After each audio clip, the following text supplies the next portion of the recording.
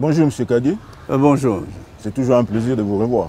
Ah, c'est réciproque. Ah, la dernière fois, on a eu à échanger sur l'affaire que vous opposez à la justice. Vous avez dénoncé une justice soi-disant torpillée, avec un climat des affaires au rabais. Qu'en est-il aujourd'hui? Non, il faut rectifier. L'affaire ne m'oppose pas à la justice.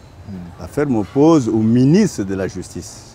Je crois que c'est... Merci pour la précision. C'est une incise qu'il faut mettre parce que c'est très important. Parce que la justice en elle-même, elle a certainement ses faiblesses, mais je crois qu'elle évolue selon, évidemment, le rythme du pays. Mais ce qui nous a amené à échanger avec vous, c'était le comportement du ministre de la Justice que nous décrions et que nous continuons à décrier. Parce qu'il fait une ingérence, il s'ingère dans un dossier judiciaire où en principe, il ne devait pas. Je vous ai montré la fois passée la Constitution, ce qu'elle dit en organisant la séparation des pouvoirs pour que l'exécutif ne doit pas se mêler disons, du judiciaire, qui est aussi un pouvoir à part entière. Mais après sa lettre du 23 décembre 2024, par laquelle il a instruit le tribunal à surseoir à l'exécution de la décision. Qu'en est-il aujourd'hui? Est-ce que l'affaire a évolué ou on fait du surplace? L'affaire n'a pas évolué, dans le sens que, pour moi, c'était une distraction. Une distraction dans le sens qu'on a voulu jouer sur le temps, hein, parce que pour temporiser, en réalité, pour ne pas aller vers une solution. Et c'est là aussi j'attire l'attention évidemment des dirigeants de notre pays, et dans le sens de l'ensemble des aéropages qui sont en train de mettre en route pour dire ceci, qu'on ne doit pas accepter, ça a toujours été un problème, qu'un avocat devienne ministre de la Justice. Parce que là, il y a un conflit d'intérêts. Et c'est ça souvent qui pose des problèmes. Mais je ne dis pas que ça date de maintenant, depuis l'époque de Mobutu. On a toujours des problèmes. Lorsqu'un avocat a été porté à la tête du ministère de la Justice, il y a... Vous savez, les mafieux opèrent comment dans ce monde? Dès le moment où ils savent que ce cabinet-là, le ministre, c'est lui qui a comme... Le ministre de la Justice vient de ce cabinet, mais ils amènent leurs affaires dans ce cabinet. Bien sûr. Et souvent, le cabinet lui-même ne pouvant pas se faire voir, ils habillent. Et c'est connu. C'est connu. C'est un peu de replacer le débat. Oui. Pour ceux qui vont nous prendre des cours, oui, peut-être qu'ils ne sont pas au courant de ce qui se passe. Oui. Est-ce que vous pouvez, ne serait-ce que de manière en condensé, nous résumer cette affaire-là? De quoi s'agit-il exactement? Mais il s'agit d'une dispute parcellaire entre deux parties, dont l'une a des documents qui ont été présentés au niveau de la justice et qui a permis à la justice de prendre une décision. Une décision qui a acquis ce qu'on a dit en termes, dans leur jargon de juriste, la force de la chose jugée. Et on est passé à l'exécution. L'exécution a été consommée. Je peux vous montrer là, ça c'est le procès verbal d'expulsion. Il est là. Continuez. Et je peux vous dire cela, que ça s'est fait par deux fois. On expulse les personnes et ils se remettent en place avec évidemment l'accompagnement d'autres autorités. Et la deuxième fois, on est là. Alors, maintenant, cette fois-ci, cette expulsion avait été bloquée aussi par, soi-disant, tantôt on a dit une lettre, mais tantôt c'était un coup de fil, soi-disant, du ministre.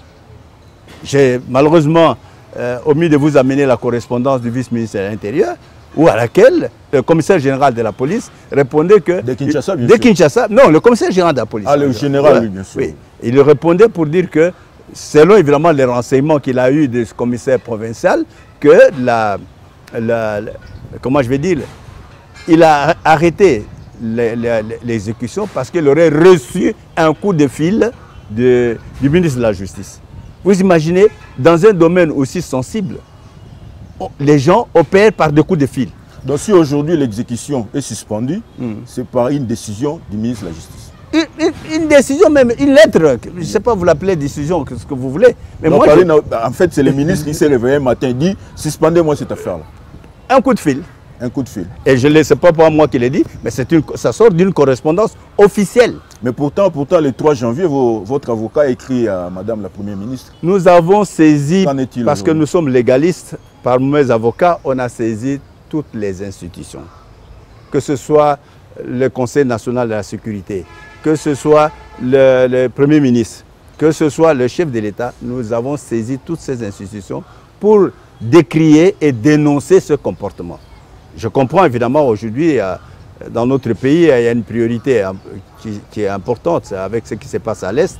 Nous ne devons pas être insensibles à ça.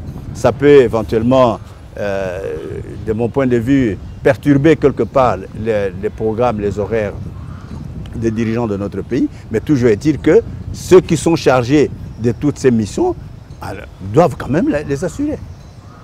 Et votre correspondance à Madame la Première ministre, elle a quand même trouvé du répondant, je suppose. Non, je crois qu'elle est en train d'examiner. Bon, la célérité, souvent, elle n'est pas démise dans nos institutions. Nous espérons que Madame la Première ministre finira par répondre à notre courrier. Et pas seulement avant d'arriver à Madame la Première ministre, mais même le ministre de la Justice, que vous êtes en train de pointer du doigt aujourd'hui, il vous a promis d'apporter une solution à la quinzaine du mois de janvier. Mais je vous ai dit que c'est une distraction. Donc vous voulez nous dire qu'aujourd'hui, il n'y a rien? Rien ne s'est fait à son niveau. Tout simplement parce que de mon point de vue, le ministre est intéressé dans ce dossier. Pourquoi? Parce que la première fois, vous savez, quand la commission... Quand vous dites intéressé, vous pouvez être beaucoup plus explicite. Mais écoutez, comment on peut agir de cette manière s'il n'y a pas un intérêt? Sur toute action, il y a un intérêt. L'intérêt peut-être... Donc vous estimez que le ministre prend fait cause de l'autre partie parce que là, certainement été... Mais lorsque... Non, écoutez, monsieur le journaliste, mais lorsque le ministre enfreint à l'exécution d'une décision judiciaire, il ne faut pas banaliser cela. Parce que son acte, d'abord, c'est une violation de la Constitution. Il sait bien qu'en violant la Constitution, si aujourd'hui nous faisons marcher les choses, nous faisons tourner les choses comme doit se faire, ailleurs, directement il perd son poste. Parce que la Constitution, c'est la loi mère du pays. Mais dès le moment où vous la violez, et en tant qu'un homme d'État, vous ne méritez plus le poste. Mais parce que le ministre, je veux un peu que les gens qui nous suivent aussi comprennent à quel niveau on se trouve. Oui.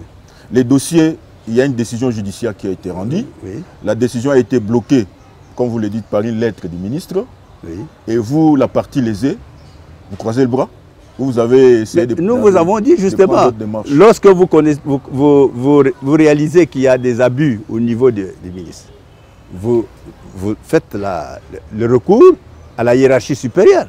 Donc la hiérarchie supérieure, vous savez, c'est le Premier ministre, c'est aussi le chef de l'État qui est le magistrat suprême. Vous vous adressez à lui, c'est ce que nous avons fait. Et nous attendons de ces institutions, nous avons l'espoir qu'ils finiront par réagir. Évidemment, je voudrais qu'on se ressaisisse un peu, parce que vous semblez pointer directement du doigt le ministre de la Justice. Évidemment, les motivations, on ne sait pas si vous les connaissez, sinon vous pourrez bien nous les dévoiler. Non, mais vous savez... Sans langue de bois, évidemment. Vous savez, quand certaines choses... Vous êtes convaincu que le ministre les fait de manière avec intérêt. Certainement, il a été approché par les autres. Vous savez, pourquoi à l'université, par exemple, le cours de logique, déjà, même dans certaines écoles secondaires, on la donne. Parce que ça vous permet de déduire. La logique, c'est ça, c'est déduire. Pourquoi, monsieur le journaliste, il porte ce chapeau? Pourquoi il ne met pas des lunettes? S'il met des lunettes comme ça, c'est qu'il a un problème peut-être de vision. Sinon, il ne mettrait pas de lunettes. Donc, ça, c'est la logique qui nous permet de découvrir. Mais quand je sais qu'un ministre qui sait que la Constitution l'interdit de pouvoir s'immiscer dans les affaires judiciaires, même ministre de la Justice soit-il, mais quand il le fait, les déductions peuvent être faites. Parce que beaucoup de choses ne se font pas le jour. Certaines choses se font la nuit. Donc, je peux déduire tout simplement par votre comportement qu'en posant un acte aussi gravissime, c'est-à-dire l'intrusion dans un dossier judiciaire, il doit y avoir un intérêt. Parce que ces choses, si elles sont portées normalement devant le Parlement, on doit interpeller le ministre. Et c'est ce que nous allons faire. Nous allons saisir aussi le président du Parlement pour lui dire que, parce que c'est eux qui doivent veiller à ce que les institutions de notre pays puissent fonctionner selon les lois du pays. Et quand une personne se met au-dessus de ces lois, on doit l'interpeller. Et dans ce dossier, est-ce que l'inspection générale des services judiciaires a donné son point de vue? Mais c'est ça qui est grave. L'inspection générale des services judiciaires a analysé le dossier et donné son point de vue. Et la chance que nous avons levé copie de tous ces dossiers. Évidemment, j'allais peut-être vous remplir des pages ici sur la table. Nous essayons de dire l'essentiel. Mais voilà, elle a émis son agent. Pas seulement l'inspection générale des affaires judiciaires, même le parquet général près la Cour de cassation. Après avoir examiné le dossier tel qu'il avait été traité auprès du parquet général, près la Cour d'appel de Limité, a émis un avis. C'est le même avis qu'a suivi l'inspecteur général parce qu'il avait vu, il n'y a pas moyen de dire autrement. Mais le même ministre de la Justice avait aussi institué, au sein de son cabinet, une commission pour traiter de tout le cas litigieux. Est-ce que le vôtre a été retenu? Notre dossier aussi a été traité dans cette commission-là et a obtenu un avis favorable. Dans cette commission, siègent 7 membres. Et tous les 7 membres ont signé, dont son directeur de cabinet. En votre faveur? Ils ont tous signé pour donner l'avis favorable. Mais en plus de ça, je veux vous dire une chose. Certainement, nous on l'a fait, mais c'est une démarche que moi, personnellement, j'étais opposé. Mais mes avocats m'ont dit, suivons ça. Parce que le problème qu'il y a dans notre pays, c'est quoi? C'est que nous, ça c'est le pays qui a le plus grand nombre de juristes. Parce que nous avons été à l'université. La faculté de droit, c'est la faculté où il y avait toujours beaucoup plus de candidats. Voilà. Ça, c'est un fait. Oui. Et tout le monde sait que le pays a produit un grand nombre de juristes. Mais ce qui est étonnant parfois, c'est qu'on ne peut pas comprendre que le pays qui a produit le plus grand nombre de juristes a parfois le plus forte faiblesse juridique. Parce que comment un ministre, sur base de... Dites-moi, sur quelle base légale un ministre peut constituer une commission pour décider des décisions qui ont été rendues par les juridictions suprêmes du pays? Mais ça n'existe pas. Alors que le ministre lui-même, on peut le juger par la Cour suprême. Bien sûr. Mais vous imaginez que lui maintenant peut décider sur une décision qui a été rendue même par la Cour suprême. C'est une contradiction. C'est le monde à l'envers. C'est parmi les obstacles qui inquiètent, qui créent l'insécurité juridique, qui fait que même des opérateurs économiques sérieux ne veulent pas venir investir dans ce pays. Parce que ce que vous voyez comme investissement, pour ne pas faire de la digression, mais regardez vous-même. Regardez vous-même. Aujourd'hui, dans notre pays, même le SMIC, il n'est pas appliqué. Parce que... Il y a une commission qui va être mise en place pour l'avoir. Justement. C'est juste une parenthèse, évidemment. Mais c'est des choses essentielles dans un pays. Moi, j'ai fait le tour, vous savez, en tant qu'observateur économique, j'ai fait mes enquêtes. Quand je rentre dans des supermarchés, les magasins, je pose des petites questions au personnel qui travaille là-bas, vous touchez combien, ainsi de suite. Mais la moyenne des salaires qui sont distribués, ça ne dépasse pas 150 $. Et vous savez que chaque Congolais qui travaille au minimum, et je l'ai dit avec, en me fondant aussi sur votre propre expérience, a au minimum au moins 10 personnes à sa charge. Même plus. Mais je dis bien au minimum. Bien sûr. Au minimum. Il y en a même qui en ont 100. Voilà. Et vous imaginez avec des salaires comme ça, on fait quoi? Et ce qui fait qu'aujourd'hui, nous avons un type d'opérateur économique qui, de mon point de vue, avec cette façon de faire, ne contribue pas à l'essor de l'économie du pays. On va dire un mot sur le climat des affaires. Oui. J'aimerais bien avoir votre point de vue à la fin. Oui. Mais revenons sur notre dossier pour ne pas disperser ceux qui nous suivent. Donc, si je dois me résumer, je suppose que vous avez vidé toutes les voies de recours et qu'aujourd'hui vous êtes bloqué parce que le ministre s'est immiscé. Mais vous savez, monsieur le journaliste, si les choses se seraient passées comme elles doivent se passer. Donc, n'eût été l'intervention du ministre, vous serez déjà en possession bien sûr, de votre bien. Bien sûr. Parce que toutes les juridictions ont été sollicitées. Elles ont donné leurs avis.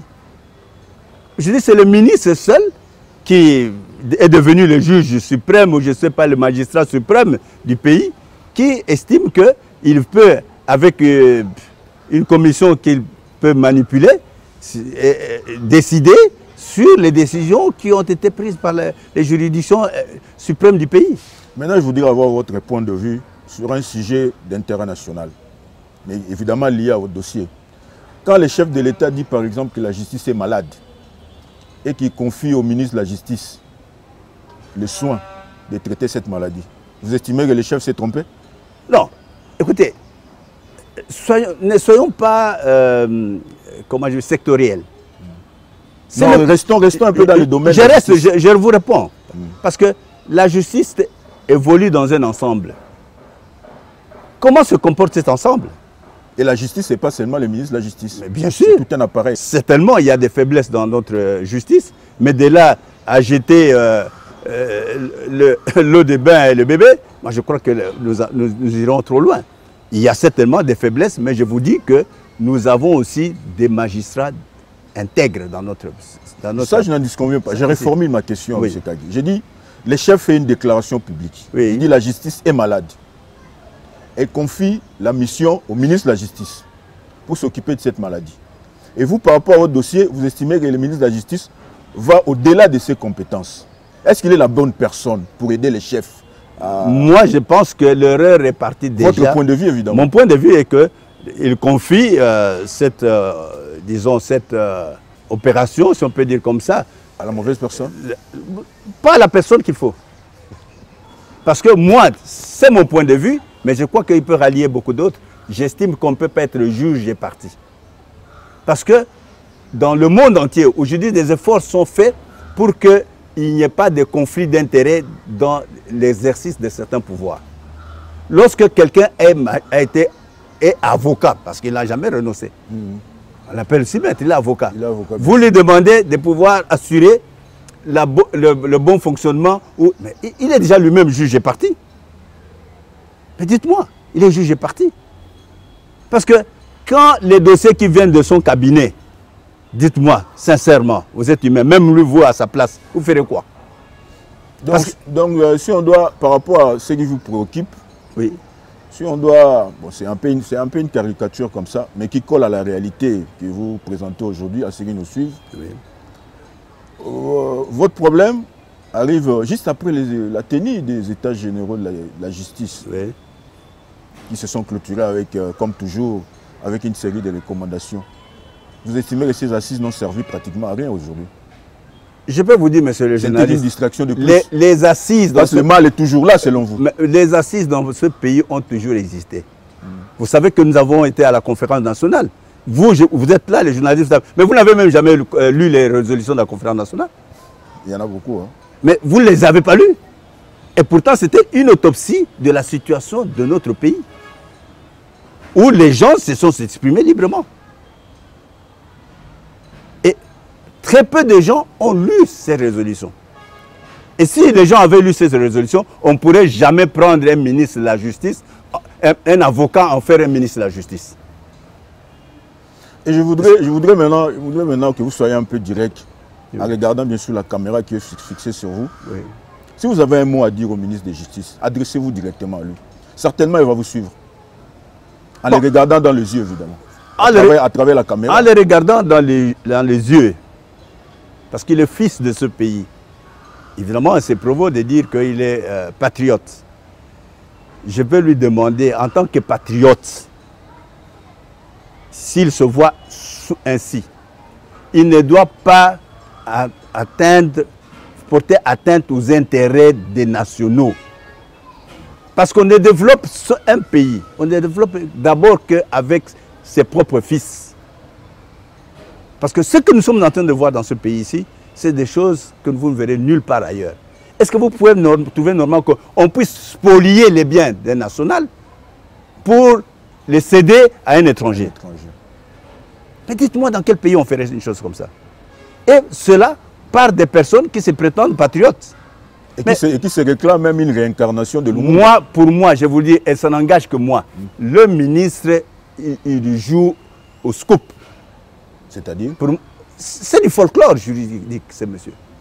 C'est-à-dire qu'il passe dans des espaces où il fait des campagnes, je ne sais pas pour quelle raison.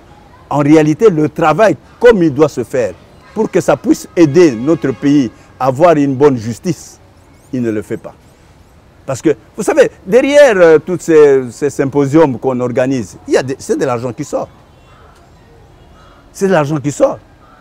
Mais, depuis que ce symposium a été organisé, dites-moi qu'est-ce qui a changé? Bon, pas grand-chose, évidemment. Qu'est-ce qui a changé? Mais parce que votre affaire, évidemment, vous êtes un cas parce que vous avez eu le courage de le porter sur la place publique.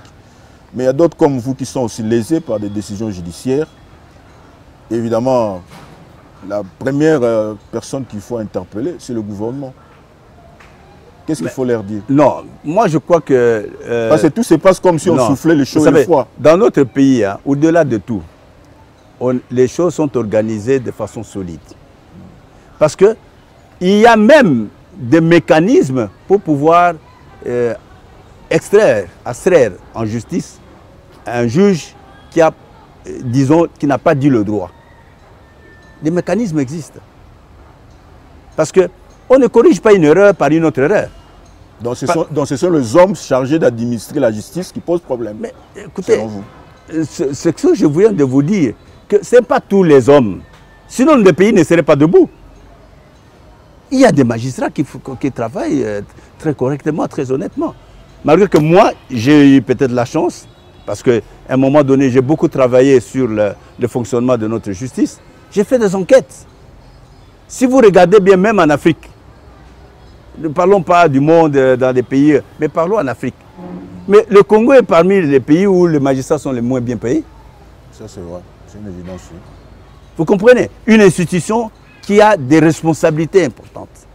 Mais il y a des gens ici que vous voyez vous-même qui se baladent avec des cortèges à gauche, à droite. Si vous considérez aujourd'hui le prix d'une Jeep, c'est que ça coûte. Mais il y a des gens qui ont des cortèges, je ne sais pas de combien de Jeep.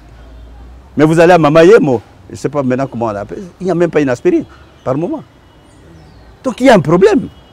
Donc ne situons pas le problème de notre société tout simplement sur un pan de la société en ignorant l'autre, mais je crois que nous devons faire, et de ce point de vue-là, un travail avait déjà été fait. Au niveau de la conférence nationale, nous sommes beaucoup, tout le monde a contribué pour qu'il en sorte des résolutions importantes, mais ces résolutions existent. C'était une autopsie générale du pays. Beaucoup de choses ont été dites par rapport à tout ce que nous devons faire. Mais nous ne suivons pas. Nous recommençons avec les mêmes, voulons recommencer avec les mêmes erreurs. Quand le ministre va... Je vais vous donner par exemple un cas pour lequel il s'est fait une grosse publicité. Il dit voilà la lutte contre le Koulouna. Mais la lutte contre le Koulouna ne se fait pas comme il le fait. Mais écoutez, vous pouvez demander à tous les criminologues du monde. Ils vont vous dire que ce n'est pas la sanction qui réduit la criminalité. C'est faux. Vous demandez à tous les criminologues du monde. La preuve en est de ceux-là qui on a même promis la peine de mort, ça a changé. Il y a toujours des Koulouna. On continue. Donc ça veut dire ceci qu'il y a des choses qu'il faut faire. Avoir une police bien organisée. Parce qu'il y a des Koulouna qui opèrent à quelques mètres même des postes de police. Donc, et pour certains, on ne dirait peut-être pas qu'il y a même peut-être la complicité où elle peut être active ou passive. Donc, monsieur, maintenant, parce qu'on est en train de chiter, on me signale déjà, il nous reste quelques minutes à partager encore avec vous. Oui. Revenons un peu sur l'affaire qui nous concerne, pour laquelle vous incriminez le ministre de la Justice. Vous nous avez dit, on est venu vers vous pour avoir de vos nouvelles. Et tel que vous l'avez présenté, on suppose que l'affaire est au point mort. Rien n'a bougé. Ce n'est pas pour autant que vous croisez les bras quand même. Je ne croise pas les bras, je vous ai dit. Déjà, en venant vers vous pour remettre le dossier sur le plateau, c'est que je ne croise pas les bras. Non seulement que je me suis arrêté à votre institution, mais j'ai aussi adressé, je vous ai écrit que j'ai saisi toutes les institutions du pays. La primature, la présidente de la République, le conseil, j'ai saisi tout, j'ai dénoncé. Des personnes qui peuvent leur être utiles quand ils sont en difficulté, même tous ces dons que vous voyez, les gens vous disent que non, on a fait un don d'autant à telle fondation, on a fait... Mais c'est toujours des choses qui sont faites avec des objectifs, avec des plans derrière. Vous savez, il y a des pays où quand vous allez pour soi-disant, j'ai fait une donation, on vous demande d'abord l'argent, la vient d'où? Parce qu'une donation peut être aussi une forme de corruption. Il faut faire très attention. Et malgré tous ces verrous, est-ce que vous êtes prêt à abandonner? Est-ce que vous êtes prêt à abandonner ce combat? Je n'abandonnerai jamais. Je n'ai jamais abandonné un combat de ma vie. Je vais vous dire une chose. Parce que vous avez la certitude. Excusez que je vous dise. Vous avez la certitude de le gagner aussi. Je suis Moupendé. Ça, nous le connaissons. Vous le savez. Ouais. Alors il faut savoir ce que sont les Bapendé. Je suis le Moupendé. Peut-être c'est le ministre qui l'ignore. Je suis Moupendé, un de nos chefs paix à son âme, Gizenga, il a fait 45 ans de lutte contre le pouvoir de Mobutu. Oui. Et Mobutu a fini par partir. Les gens pensent que c'est l'Afdel qui est venu chasser Mobutu ici, mais l'Afdel, même avec les quelques armes qu'ils avaient déjà aussi parfois, pour certains même mal formés, ils ne pouvaient pas chasser Mobutu. Mais si Mobutu est parti, c'est parce qu'il y avait une population qui était contre. Et cette population qui a créé ce sentiment de rejet au pouvoir de Mobutu. On dit des Bapende qui n'abandonnent jamais. Hein. Les Mupende n'abandonnent jamais le combat. Et je suis le président des Bapende. Depuis 30 ans. Demandez. Pas seulement. Et les Bapende dans ce pays, nous constituons près de 5 millions d'habitants. Vous les avez à Kasaï, vous les avez dans presque une bonne partie du Bandundu, vous les avez au Congo. Des Bapende. Et moi, je suis le président. Vous imaginez le président de Bapende qui va abdiquer, mais les autres vont me chasser. Donc malgré tous les obstacles, tout ce qui est dressé comme pot de banane sur votre chemin, vous atteindrez votre objectif. Il n'y a pas d'obstacle. S'il faut aller voir le chef de l'État, chez lui, dans sa chambre, j'irai le voir pour lui dire, Monsieur le Président, le combat que nous avons mené avec votre cher papa, paix à son âme, n'est pas là pour vous laisser dormir face à des situations pareilles. Que des personnes qui, au moment de ce combat, je ne sais pas où est-ce qu'ils étaient, en train de deviennent aujourd'hui en train de le torpiller, parfois de façon indirecte, parce qu'il sera seul à répondre. Il sera seul. Ces gens, on a vu avec Mobutu. Les Mobutistes, ils ont traversé, ils étaient tous venus à l'Union sacrée, vous avez vu. Mais ils ont laissé Mobutu tout seul. Et le président doit prendre les leçons de tout ça. Que des gens qui viennent là, qui ont l'habitude de flatter, de raconter des histoires pour montrer que c'est eux qui sont... S'ils sont au devant, qu'ils aillent à Goma. Qu'ils aillent là-bas à Goma. Bon, M. Kage, je ne vais pas vous poser une dernière question, oui. Mais je vais au moins vous donner l'opportunité de conclure cet entretien. Je vous donne la parole. Pour conclure cet entretien, monsieur le journaliste, ce que je voudrais dire, c'est que le combat pour l'érection d'un état de droit que nous avons mené avec plusieurs autres, les gens connaissent, quand vous étiez à Bandal, tout le monde vous dit, il y avait même l'arrêt chez Kage. Ouais. Vous le savez. Donc, on n'avait pas intérêt. Mais nous avons combattu pour qu'on ait un état de droit, pour que le plus grand nombre de Congolais puissent bénéficier. Mais on ne peut pas accepter aujourd'hui que des gens viennent comme un peu des charlots là, pour pouvoir dire que c'est eux qui font tout dans des institutions, dans un département aussi sensible que la justice, pour faire du cinéma. Moi, je pense qu'on ne peut pas faire des choses pareilles, on ne peut pas les accepter. C'est pour cela que moi, solennellement, je demande à ce que le chef de l'État qui nous a lus certainement et qui nous suit, parce que c'est quelqu'un qui est très branché sur ce qui se dit dans les médias, je crois qu'il nous suit, qu'il doit nous débarrasser des personnes pareilles. Parce que c'est son travail qui est affecté. Je viens de vous donner l'exemple. Moi, je sais des choses qui se sont dites par rapport à l'Union sacrée. Son père, après, à un moment donné, il a parlé de balles de chauve. Je crois que quand il a parlé de balles de chauve, je suis parmi les premières personnes à qui il a dit ça. Je peux vous le dire, je peux le témoigner. Parlant du bal de chauve, parce que moi, j'ai organisé à l'époque la rencontre entre lui et le patriarche Gizenga. Et je sais ce qu'ils se sont dit. Et quand il a parlé du bal de chauve, je sais ce que ça voulait dire. Moi, je ne voudrais pas que le président Félix Tshisekedi tombe encore dans ce piège-là. En prenant les gens comme ça, comme je vous ai dit la fois passée, vous faites les pains comme les femmes appellent ça Gizobazoba. Donc vous vous ramassez de tous côtés. Et puis après, les gens ne sont pas dans votre esprit. Ils font autre chose. Parce que quand vous vous dites que le président, il est entré, mais moi, je ne pense pas qu'il soit dans l'esprit de... Certainement, ceux qui vont nous suivre, ils comprendront votre message. Il y a des brebis galaises qui ternissent l'image du président et qui risquent d'hypothéquer aussi son mandat. Et il est temps que les chefs s'en débarrassent. Merci de nous avoir reçus. Merci, monsieur le journaliste. Merci.